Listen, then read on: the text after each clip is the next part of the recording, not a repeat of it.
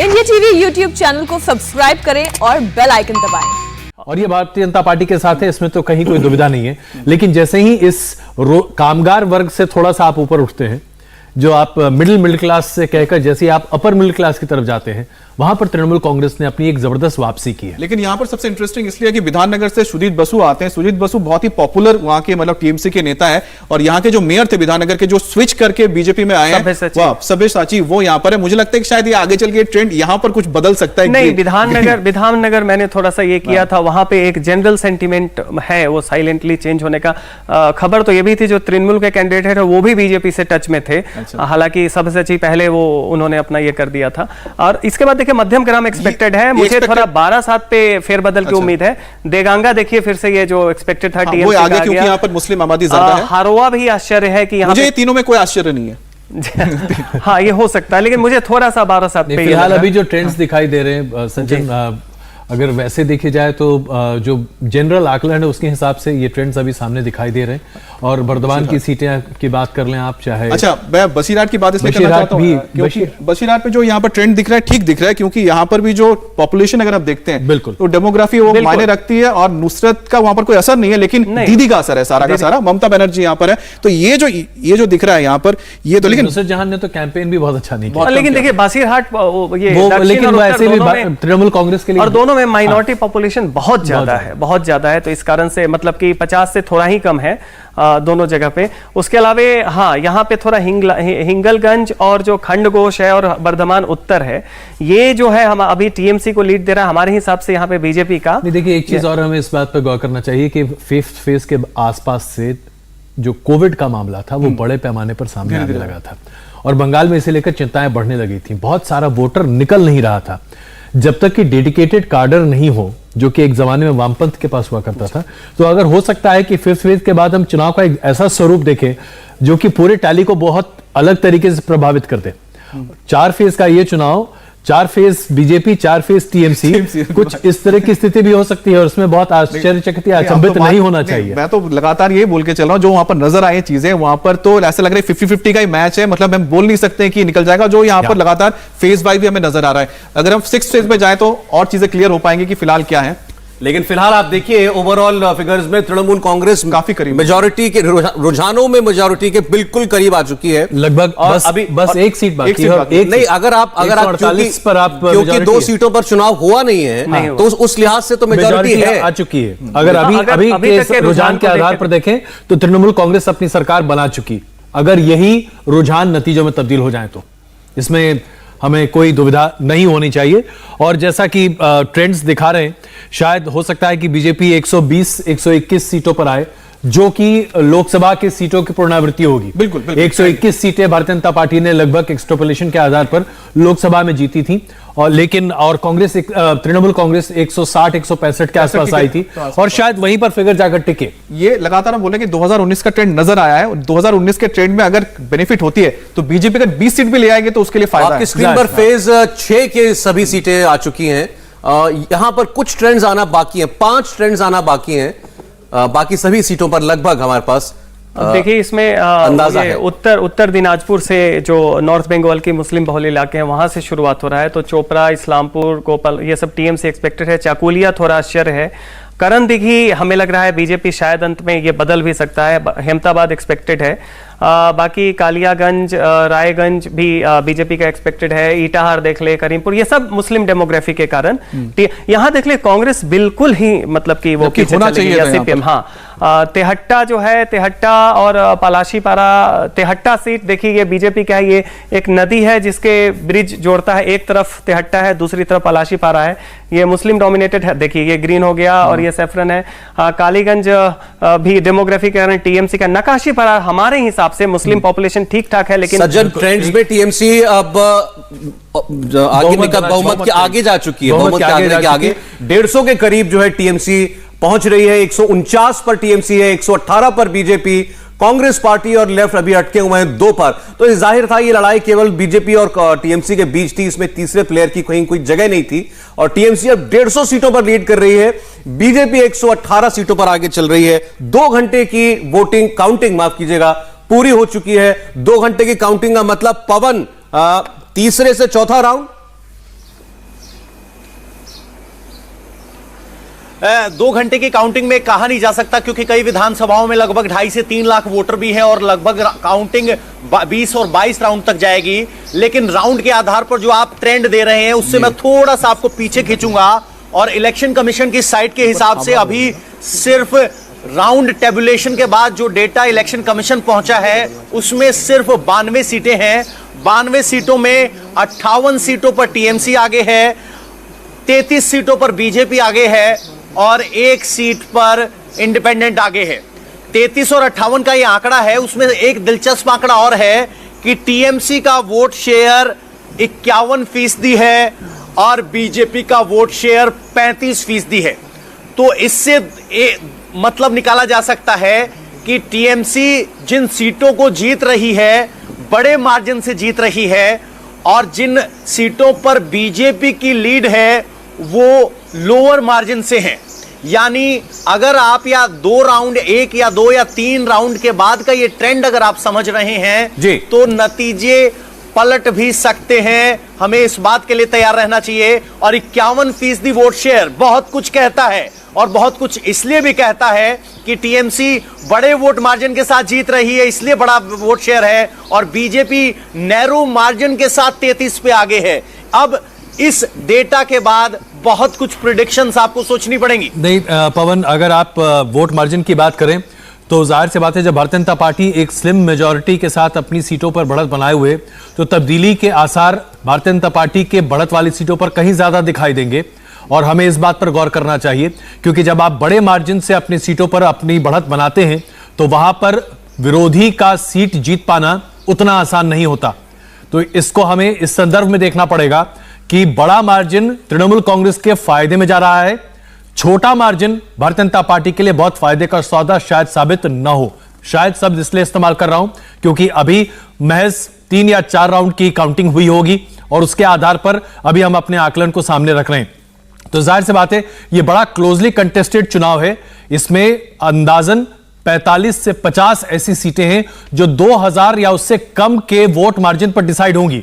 इसलिए अभी हम बहुत सारी चीजें एक्सट्रापोलेशन पर कर रहे हैं। लेकिन सौरभ, जो अभी बाकी अन्य राज्यों के जो आंकड़े सामने आ रहे हैं वो भी एक बड़ी निर्णायक तस्वीर सामने रख रहे हैं। असम में भारतीय जनता पार्टी पूर्ण बहुमत ले चुकी है, 72 सीटों पर वो अपनी लीड बना चुकी है, 38 सीटों पर कांग्रेस गठबंधन आगे है। यानी कि असम पूरे तरीके से भारतीय जनता पार्टी को रिपीट कर रहा है और यहां पर कहीं कोई दुविधा फिलहाल आती नहीं दिखाई दे रही। यही स्थिति केरल में भी है। 140 के सभी ट्रेंड सामने आ चुके हैं। तकरीबन 90 सीटों पर एलडीएफ आगे है। सरकार पूरी तरीके से एलडीएफ की बन चुकी है, यहां पर अब कोई दुविधा नहीं होती दिख रही, और यूडीएफ के लिए यह फासला बड़ा है और यहां पर कोई फेरबदल होता नहीं दिख रहा। अगर आप तमिलनाडु की बात करें, 190 सीटों पर वहां रुझान सामने है, 115 पर डीएमके आगे है। बस अब डीएमके यहां पर सरकार बनाने के पास पहुंच चुके हैं, बहुमत के आंकड़े के पास पहुंच चुके हैं। और पुडुचेरी में लगातार बहुमत भारतीय जनता पार्टी के पास है। 8 सीटों पर भारतीय जनता पार्टी आगे है 14 के ट्रेंड्स में से। तो यहां भी माना जा सकता है कि भारतीय जनता पार्टी के लिए जीत है। तो असम और पुडुचेरी भारतीय जनता पार्टी के पाले में, तमिलनाडु डीएमके के पास, केरल एलडीएफ के पास, और बंगाल यहीं पर अभी सबसे बड़ी दुविधा है। फेज 7 के रुझानों की आप बात कर लेते हैं, जिसमें 36 सीटें। और इस 36 सीटों में सबसे इंटरेस्टिंग मैं आपको बताऊं, भवानीपुर है सौरभ। उसमें अब तक जो बीजेपी आगे जा रही थी, देखिए वहां पर अब टीएमसी आगे जा रही है, जो ममता बनर्जी का घर भी है, गढ़ भी है, जहां पर अभिषेक बनर्जी भी रहते हैं, पूरा परिवार उनका रहता है। और यहां पर जो एक माना जा रहा था कि ममता बनर्जी का असर है, वो दिख रहा है। देखिए, इसके अलावा हालांकि मैं अभी भी कहूंगा, जैसे पांडवेश्वर पहले वो टीएमसी का दिख रहा था, अभी बीजेपी का होने लगा है। अब तापन बालूरघाट अभी भी मेरा वो लगता है कि मतलब यहां से बीजेपी ये बदल जाएगा। उसके अलावा आप देखें तो उस तरीके से आप हबीबपुर देखें, गजोल देखें, ये बीजेपी के लिए कंफर्टेबल सीट होनी चाहिए। हालांकि अभी टीएमसी दिख रहा है मेरे हिसाब से। बाकी जैसे ही आप आते हैं जो ये दक्षिण मालदा और ये मुर्शिदाबाद वाले एरिया में, ये सब चाहे चांचल हो, हरिश्चंदपुर हो, मालतीपुर हो, रतुआ हो, ये सब कांग्रेस और लेफ्ट के कीमत पे टीएमसी का थोड़ा सा टैली इसलिए भी बढ़ रहा है कि जहां जहां सीपीएम और कांग्रेस को अच्छा करना चाहिए था मुस्लिम बहुल इलाकों में, मुर्शिदाबाद मालदा में, वो टीएमसी ले रही है, जो कि मुस्लिम कंसोलिडेशन दिखा रहा है। फरक्का जो है वो भी निकल जाएगा। शमशेरगंज में चुनाव नहीं हुआ, सुती हो गया। के बारे में आपकी क्या राय है? फरक्का आपको लगता है कि भारतीय जनता पार्टी यहां अपनी पकड़ बना पाएगी? बिल्कुल बिल्कुल नहीं, फरक्का से या तो टीएमसी और कांग्रेस के बीच में लड़ाई थी। हमें लग रहा है कि कंसोलिडेशन जो है सबसे ज्यादा जो लोग बाहर निकलते हैं बंगाल से काम करने के लिए। नंदीग्राम से अपडेट है, शुभेंदु अधिकारी अब अपनी बढ़त बना रहे हैं, कंसोलिडेट कर रहे हैं, 8,200 वोटों से आगे चल रहे हैं, 8,206 वोटों से शुभेंदु अधिकारी आगे चल रहे हैं। तो ये मार्जिन अब डिसेंट, इसको आप डिसेंट मार्जिन कह सकते हैं। विधानसभा के चुनाव के हिसाब से 8,000 का मार्जिन एक डिसेंट मार्जिन है, और खास करके क्लोजली कंटेस्टेड चुनाव जब होते हैं तो उसमें यह मार्जिन बहुत डिसेंट है। ममता बनर्जी के लिए यह खबर अच्छी नहीं है, और हो सकता है कि हम जो अदर दूसरे सिनेरियो की बात कर रहे हैं, शायद उस सिनेरियो पर हम ज्यादा गौर करते हुए दिखें, और शायद एक तरह से तृणमूल कांग्रेस के लिए ये बैटन दूसरे हाथ में देने की शुरुआत भी हो सकती है। क्योंकि 155 पर अब टीएमसी लीड कर रही है, 156 पर और 118 पर बीजेपी, तो अंतर काफी है। और ये अंतर बड़ा इसलिए भी दिखाई दे रहा है क्योंकि बाकी और कोई तीसरा मैदान में दिखाई ही नहीं दिया।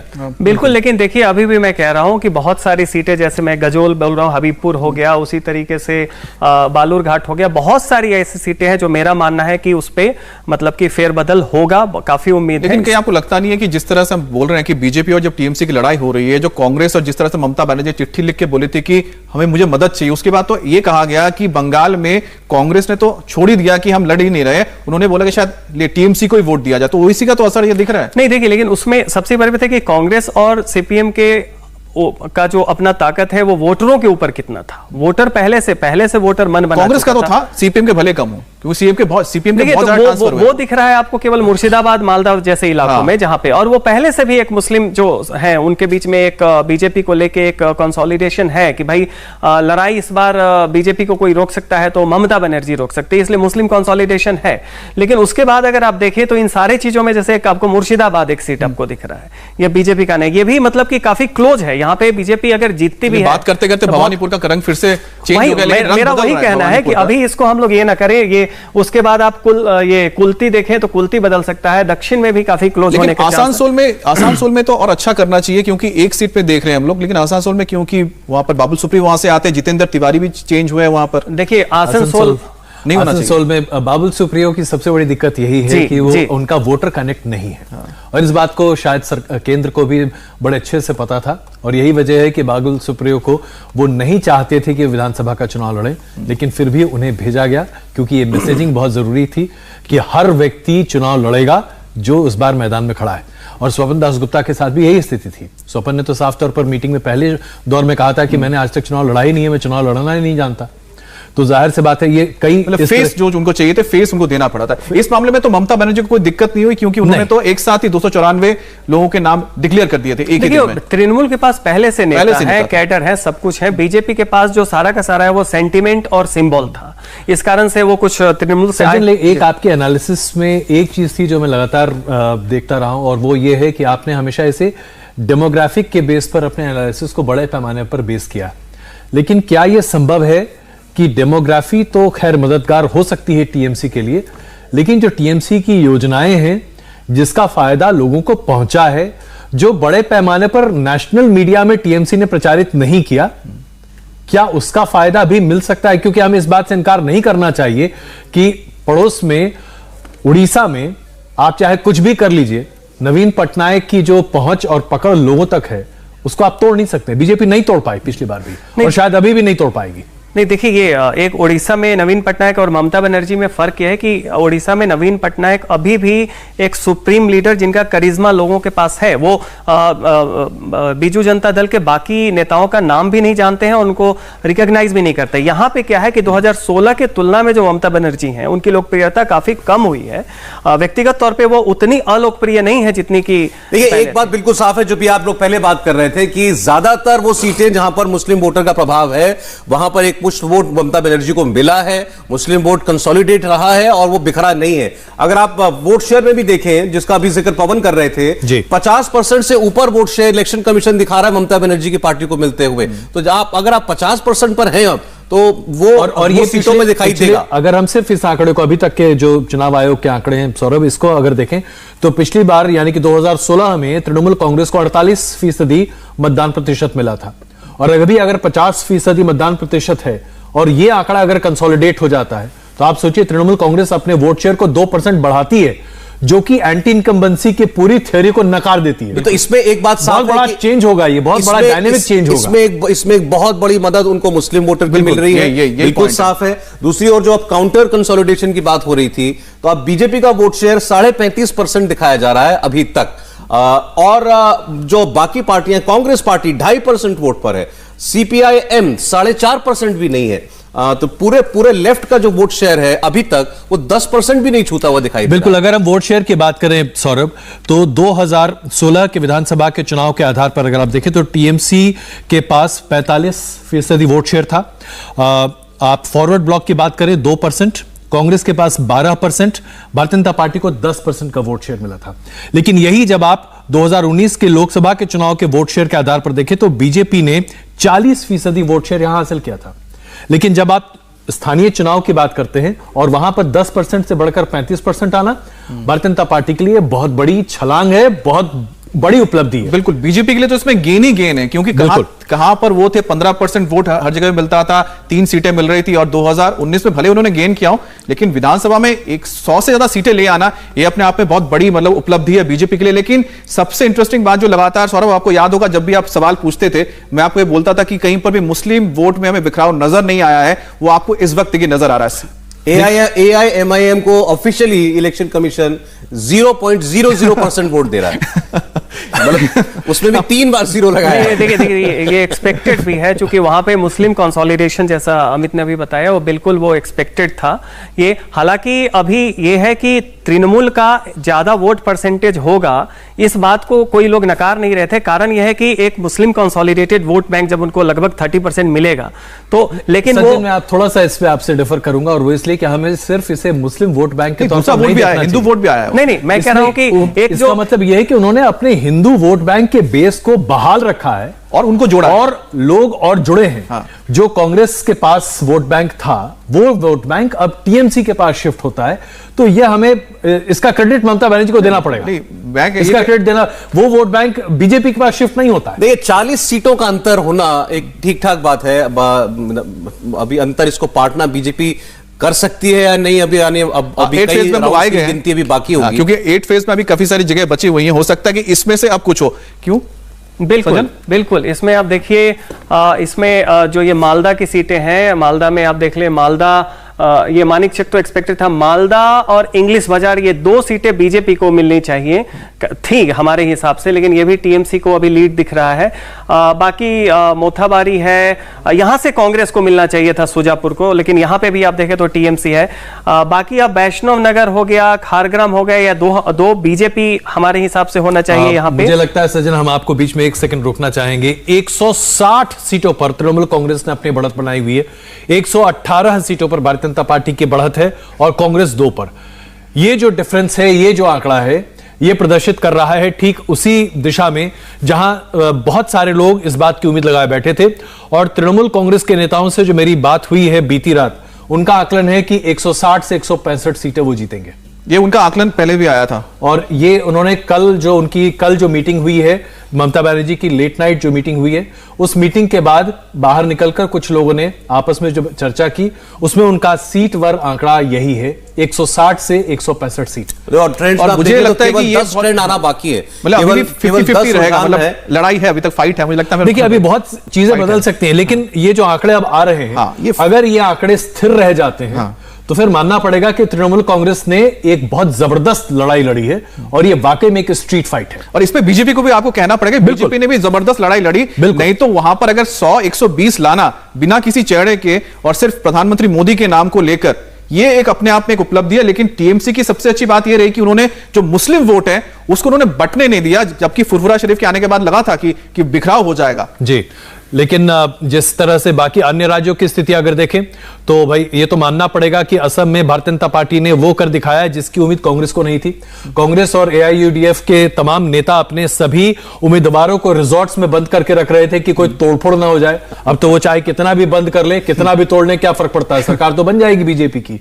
74 सीटों पर भारतीय जनता पार्टी वहां आगे और रिपीट परफॉर्मेंस है, और इसके लिए हेमंत विश्वास शर्मा के अलावा और किसी को श्रेय नहीं जाता। नहीं, बिल्कुल स्थानीय स्तर पर जिस तरह से हेमंत विश्वास शर्मा ने पूरा चुनाव लड़ा, यहां तक कि मुख्यमंत्री भी उतने तरीके से नहीं दिखाई दे रहे थे सामने, जबकि उनके नेतृत्व में चुनाव लड़ा जाना चाहिए था। तो क्या वहां पर एक नया चेहरा मुख्यमंत्री के तौर पर होगा, यह भारतीय जनता पार्टी को सोचना पड़ेगा। लेकिन उसमें एक चीज मैं जोड़ना चाहता हूं कि जिस तरह से बीजेपी ने कोकराझार इलाके में बोडो इशू को एड्रेस किया और उसको खत्म कर दिया, वो भी उनके लिए बहुत प्लस पॉइंट रहा। और दूसरी बात उतना ही नहीं, अगर आप देखें तो सीए का पूरा मामला, इतना जबरदस्त विरोध असम में, जो कि ऐसा लग रहा था कि भारतीय जनता पार्टी का तो अब सुपड़ा साफ होने जा रहा है। एनआरसी का मामला, ये तमाम ऐसे मुद्दे थे जो भारतीय जनता पार्टी की सरकार के लिए गले की फांस थे, लेकिन इससे निकल गए वो। अच्छा, जरा बंगाल पर फिर लौटे, अभी गैप आपको काफी दिखाई दे रहा है। 44 सीटों का अंतर जो है वो अभी दोनों के बीच में आ चुका है, बीजेपी और टीएमसी के बीच में। ट्रेंड्स भी लगभग सभी आ गए हैं, केवल 6 ट्रेंड आना अभी और बाकी है। लेकिन ये जो अंतर है अजय, 44 सीटों का अंतर है जी। अब अगर ये स्थिति पलटती है तो 20 से 25 सीटें ही पलटनी है और बीजेपी गेम में वापस है दोबारा। अगर 20-25 सीटें रिवर्स हो जाती हैं तो क्या ऐसा पॉसिबल नहीं है? देखिए, अगर 20-25 सीटें रिवर्स हो जाती हैं और अगर इसे आप एक तरह से टाई के तौर पर देखें, जी हाँ बिल्कुल, तब तो आप टाई की स्थिति में मानकर चले कि बीजेपी की सरकार बनेगी। उसमें तो कहीं कोई दुविधा नहीं होनी चाहिए। हमारे पास कई इसके एग्जाम्पल हैं। आपने गोवा देखा है, हम महाराष्ट्र की राजनीति को बड़े अच्छे तरीके से जानते हैं। हमने और भी कई ऐसे राज्य हैं जिनके बारे में हम कह सकते हैं। जेटली जी के जमाने से शुरू हुआ था, झारखंड में किस तरह से सरकार बनी थी। तो अगर ऐसी स्थिति आएगी तो जाहिर सी बात है भारतीय जनता पार्टी सरकार 2 घंटा 20 मिनट की काउंटिंग हो चुकी है। 44 सीटों का अंतर बीजेपी और टीएमसी के बीच में है। क्या ऐसी आपको लगता है ऐसी सीटें हैं 20, 30, 40 सीटें जो टर्न होने की गुंजाइश? बिल्कुल बिल्कुल, मैं अभी भी इस बात को मान रहा हूं। जैसे आप अलीपुर द्वार में जो आपने जो दिखाया है अभी तक की पूरी टीएमसी के खाते में जा रही है। मेरा मानना है कि धीरे धीरे, चूंकि एसटी में निश्चित तौर पर मतलब उतना नहीं अलोकप्रियता है, लेकिन जो चाय बागान से लेकर सब लोगों का देखें तो बीजेपी की पकड़ है। उसके अलावे और भी बहुत सारी सीटें हैं। कोलकाता की बात कर लीजिए, क्योंकि कोलकाता में 2 सीटें जाती हुई दिख रही है, जो कि बहुत 11 की 11 सीटों पर जहां पर टीएमसी इतनी स्ट्रांग रही थी, उसमें चौरंगी की सीट जोरासाको यानी बड़ा बाजार वाला इलाका पड़ता है। मेरे हिसाब से मानिकतला में मुझे डाउट है कि मानिकतला में मानिकतला, आप देखिए अल्टीमेटली जहां तक मेरा खुद का अपना विश्वास है, मानिकतला भारतीय जनता पार्टी के पास जाना चाहिए। उसमें कहीं कोई दुविधा नहीं होनी चाहिए। और अगर आप देखिए चौरंगी की बात करें, चौरंगी का भारतीय जनता पार्टी में बढ़त बना पाना, इसका मतलब यह है कि भाई भारतीय जनता पार्टी ने कोलकाता के दिल में अपनी जगह बनाई। एग्जैक्टली, एंटले और चौरंगी में आना मुझे भी थोड़ा वो एक बहुत जबरदस्त जीत होगी भारतीय जनता पार्टी की अगर चौरंगी वो निकाल लेते हैं तो। और जोरासाको वही इलाका है जहां पर आपको याद होगा जो ब्रिज गिरा था, बिल्कुल वहां पर लोगों के अंदर एक नाराजगी है इस सब चीजों को लेके। और अगर वो कन्वर्ट हो रहा है, अगर आप देखें तो मारवाड़ी पॉपुलेशन बहुत बड़े पैमाने पर है, यहाँ पर हिंदी भाषी लोग बड़े पैमाने पर, ये पूरा इलाका व्यवसायी इलाका है। यहाँ पर भारतीय जनता पार्टी की पकड़ जाहिर सी बात है ज्यादा होने की। अच्छा, काशीपुर बेलगाछी, ये बहुत इंटरेस्टिंग है, मुझे इंटरेस्टिंग लग रहा है क्योंकि यहाँ पर मुस्लिम कम्युनिटी की अच्छी खासी तादाद है और ये इलाका जो सटा हुआ है बिल्कुल इसके साथ सटा हुआ जो विधाननगर का इलाका पड़ता है। लेकिन यहाँ पर आपको देखना पड़ेगा कि जो मुस्लिम पॉपुलेशन है वो आमतौर पर काम किसके मातहत करती है। देखिए, हमें कई तरह के डायनेमिक्स पर देखना चाहिए। कामगार यहाँ पर मुसलमान हैं, यहाँ पर पैसे वाले लोग, रसूखदार लोग, या उसके साथ साथ जो इनका इन्फ्लुएंस है पूरे इलाके पे, वो हिंदू है। ये एक टिपिकल उत्तर प्रदेश की कॉन्स्टिट्यूएंसी आप मान सकते हैं इसे। तो अगर यहां पर आप भारतीय जनता पार्टी की बढ़त देखते हैं तो आश्चर्य नहीं होना चाहिए, हालांकि ये बदल सकता है। लेकिन 11 सीटों में आप सोचिए कि कोलकाता के अंदर अगर चौरंगी जैसा सीट, जोरासाको और काशीपुर बेलगाछी जैसी सीटों पर अगर बीजेपी जा रही है, बेलगाछी को आप जरा इफ रखिए 50-50, क्योंकि 50-50 रखने नहीं, लेकिन फिर मैं मानिकतला को भी उसी तरीके से, इसीलिए मेरा मानना है कि अभी यहां पर कर सकते हैं, क्योंकि साधन पांडे जो है बहुत पहले से यहां पर काफी स्ट्रांग है, पुराने पॉलिटिशियन है साधन पांडे। तो मुझे लगता है कि बहुत मुश्किल है साधन पांडे को यहां पर निकालें। उसी तरीके से श्याम पुकुर भी मुझे लग रहा है कि श्याम पुकुर में भी अभी किसी कंक्लूजन पे नहीं पहुंचना चाहिए। यहां पे भी बीजेपी पूरे गेम में है। मैं अभी भी कहूंगा कि ये जो अभी बहुत सारी चीजें, इंग्लिश बाजार की बात कीजिए, इंग्लिश बाजार में तो जाहिर सी बात है ऐसा लग रहा था फौरी तौर पर, आप देखिए कि यहां पर भारतीय जनता पार्टी को अपनी बढ़त बनानी चाहिए थी, लेकिन वहां पर अभी तृणमूल कांग्रेस आगे चल रहा है। तो जाहिर सी बात है कहना बड़ा मुश्किल है कि कौन कहां आगे अपनी जगह बनाएगा। केवल 291 ट्रेंड्स आ चुके हैं, केवल 1 सीट का रुझान आना और बाकी है पश्चिम बंगाल में। और अंतर जो है इस वक्त काफी दिखाई दे रहा है, 121 बीजेपी, 168 तृणमूल कांग्रेस। लेकिन अभी बहुत सारी सीटें ऐसी हैं जहां जो शुरुआती गिनती में होंगी और जहां पर मार्जिन्स बहुत कम होंगे। तो अभी भी बंगाल की लड़ाई किसी भी ओर जा सकती है, इसमें कोई दो राय नहीं है। लेकिन फिलहाल बढ़त टीएमसी को दिखाई दे रही है। लेकिन ये बिष्णुपुर की एक सीट सिर्फ बची हुई है। बिष्णुपुर आपको बता दूं साउथ 24 परगना में पड़ता है। और बिष्णुपुर, ये ध्यान रखना होगा कि ये फल्टा के बिष्णुपुर वही है, ये साउथ 24 परगना है। और यहाँ पर जब मैं गया था तो यहाँ पर बहुत जबरदस्त यहाँ पर हंगामा हुआ था, और थोड़ा पोलराइजेशन भी है, यहाँ पर मेजर पोलराइजेशन हुआ है। एक सेकंड थोड़ा सा रोकना चाहूंगा, बंगाल से उठकर अब जरा तमिलनाडु की तरफ नजर डालिए, बड़ा रोचक मुकाबला यहाँ पर हो गया। 110 एक सीट, ये वाकई में अभी लगता है कि वहां 2020 का खेल चल रहा है, क्योंकि एक सीट का फर्क है और एडीएमके अगर 110 सीटें यहां हासिल कर सकती है तो फिर तो ये तमिलनाडु की बात याद आ रही है मुझे। एक ज्योतिष ने कहा था, जैसे एल.के. आडवाणी है वो कभी प्रधानमंत्री नहीं बन सकते, एक तो एक ज्योतिष ने कहा है कि जो स्टालिन है मुख्यमंत्री नहीं बन सकते, वो यहाँ पर ना हो जाए। देखिए अब ज्योतिषों पर क्या भरोसा किया जाए, लेकिन ये अगर ऐसा होता है तो तमिलनाडु की राजनीति में बहुत मूलभूत परिवर्तन होगा। बिल्कुल, क्योंकि वहां पर आप किसी भी तरीके से एक पार्टी का क्लीन स्वीप होता है, दूसरे तरीके का नहीं। और अगर आप स्टॉक मार्केट्स की तरफ देखें तो सन टीवी के शेयर पिछले एक हफ्ते में लगभग 40% बढ़े हैं। अच्छा, तो ये अपने आप में बताता है कि मार्केट को भी ये उम्मीद है कि डीएमके वहां जीतने वाली है और सरकार बनाने वाली है। लेकिन बहुत इंटरेस्टिंग था कि पळनिस्वामी को लेके उनको कोई भी नाराजगी नहीं थी लोगों के अंदर, वो मान सकते थे कि जो काम कर रहे हैं, लेकिन नाराजगी जो होती है वो नहीं नजर आई। इनफैक्ट ये भी लोगों ने बोला, दक्षिण की खबरें उत्तर भारत में लोग कम पढ़ते हैं, लेकिन ये माना जा रहा था कि कोरोना के समय में पळनिस्वामी ने बहुत अच्छा मैनेजमेंट कोरोना, इसलिए उनकी तारीफ, यही वजह है कि केरल में एलडीएफ अपने आप को दोबारा रिपीट कर रही है। तो कुछ मिला के मतलब एक इंटरेस्टिंग ये है, बहुत देखिए अब अच्छा यही फर्क है उत्तर भारतीय राज्यों में। बात आपने की पलक्कड़ से मेट्रो मैन श्रीधरन आगे चल रहे हैं, चलिए अच्छी एक खबर है, लेकिन उस एक सीट पर पूरी पार्टी का जोर था, पूरी पार्टी की ताकत मेट्रो मैन को जिताने में लगी होगी, तो अभी वो आगे चल रहे हैं। कम से कम ये राहत की बात है भारतीय जनता पार्टी के लिए, और ये दरअसल 2 सीटें हैं जहां केरल में भारतीय जनता पार्टी आगे चल रही है, तिरुवनंतपुरम की शायद, बिल्कुल, और वो पारंपरिक सीट है भारतीय जनता पार्टी के लिए, और अगर श्रीधरन जीत जाते हैं तो जाहिर सी बात है ये दूसरी सीट होगी उनके लिए। लेकिन हम बात कर रहे थे कि क्या दरअसल वोटिंग ट्रेंड होता है आमतौर पर, अगर आप उसे देखें तो उत्तर भारतीय राज्यों और दक्षिण के राज्यों में एक बहुत बड़ा फर्क है, जिसके बारे में राहुल गांधी ने चर्चा की थी, लेकिन लोगों ने उस बात को हल्के में उड़ा दिया था। दक्षिण के राज्यों में मुद्दे आधारित राजनीति पर ज्यादा जोर होता है, सरकारें कितना काम करती हैं उस पर ज्यादा जोर होता है, और यह इस बार दिखाई भी दे रहा है। अगर आप देखें तो चाहे केरल की बात करें या आप उस हिसाब से बात करें तमिलनाडु की, इन दोनों राज्यों में कोरोना के प्रबंधन में राज्य सरकारों ने जिस तरह से मेहनत की है, उसका नतीजा है कि तमाम एंटी इनकम्बेंसी भी इन राज्यों में शासित राज्य करने वाली पार्टियों में उतना नहीं दिखाई दे रहा। और यह प्रदर्शित करता है कि कम से कम दक्षिण भारत में लोगों ने मुद्दे पर और मुद्दे के आधार पर सरकार के कामकाज पर वोट देने का मन बनाया। अजय, लेकिन अगर बंगाल को लेकर यह आकलन अलग हो सकता है। अगर केरल की ही अगर बात करते हैं, बहुत लोगों ने चर्चा की थी कि सबरीमाला का मुद्दा बहुत बड़ा मुद्दा है और लेफ्ट को उसका नुकसान होगा। नहीं सौरभ, ये दरअसल अगेन मैं इसे कहूं कि ये हमारे पूरे न्यूज इकोसिस्टम में उत्तर भारत के प्रिडोमिनेंस की वजह से हम ये मान के चल रहे थे कि सबरीमाला का मुद्दा बहुत बड़ा मुद्दा है। हमें इस बात पर गौर करना चाहिए कि हिंदू आबादी केरल में मेजॉरिटी नहीं है, वहां पर मेजॉरिटी है लेकिन बहुत स्लिम मेजॉरिटी है। उसके साथ साथ वहां मुसलमानों की आबादी तकरीबन 26% है, ईसाइयों की आबादी तकरीबन 18% है। साक्षरता के आधार पर वो राज्य सबसे आगे है, अग्रणी है पूरे देश भर में। सबसे ज्यादा लोग केरल से बाहर निकलकर दूसरे देशों में काम करते हैं, यानी कि इंटरनेशनल एक्सपोजर वहां के लोगों में कहीं ज्यादा है।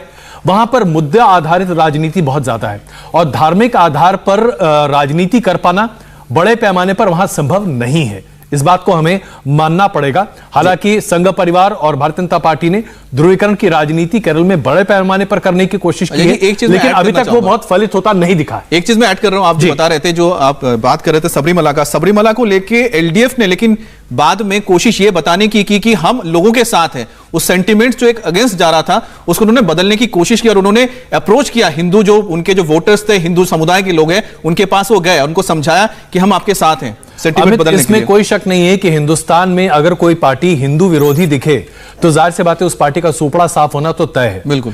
हम कांग्रेस को देख लीजिए, कांग्रेस इस बात को अभी तक स्थापित नहीं कर पा रही है कि जिस पार्टी की नेता एक जमाने में रुद्राक्ष की माला पहनकर दुर्गा और हिंदुत्व के मुद्दे को लेकर आगे चलती थी, वही पार्टी आज सबसे बड़े पैमाने पर एंटी हिंदू पार्टी के तौर पर दिखाई जाती है। भले ही आप इसे एक परसेप्शन के तौर पर देख सकते हैं, लेकिन यह परसेप्शन धीरे धीरे बनता जा रहा है, क्योंकि तुष्टीकरण का जो आरोप लगातार कांग्रेस के ऊपर लगता रहा है, उसका खामियाजा कांग्रेस को भुगतना पड़ रहा है। और यही वजह है कि उनकी लगातार एक्सेप्टेबिलिटी कम हो रही है। यहां तक कि केरल में अगर कांग्रेस गठबंधन अपनी सरकार नहीं बना पाती है इस बार, तो यह प्रदर्शित करता है कि कांग्रेस का जनाधार कितना सिकुड़ रहा है और परसेप्शन के आधार पर एंटी हिंदू होना कितना नुकसानदेह साबित होता है। राहुल गांधी की बात अगर करते हैं तो उनका सबसे ज्यादा जोर इन चुनावों में केरल पर रहा है। सबसे ज्यादा प्रचार राहुल गांधी ने केरल में किया। उन्होंने डीएमके के साथ जाकर भी प्रचार किया, लेकिन बहुत बड़ा स्टेक कांग्रेस पार्टी का नहीं है तमिलनाडु में। वहां डीएमके ही है उस अलायंस में आगे। नमस्ते, मैं हूं मीनाक्षी जोशी। वीडियो और खबरों से अपडेट रहने के लिए India TV YouTube channel subscribe करें, बेल आइकन दबाना ना भूलें। जुड़े रहें इंडिया टीवी के साथ।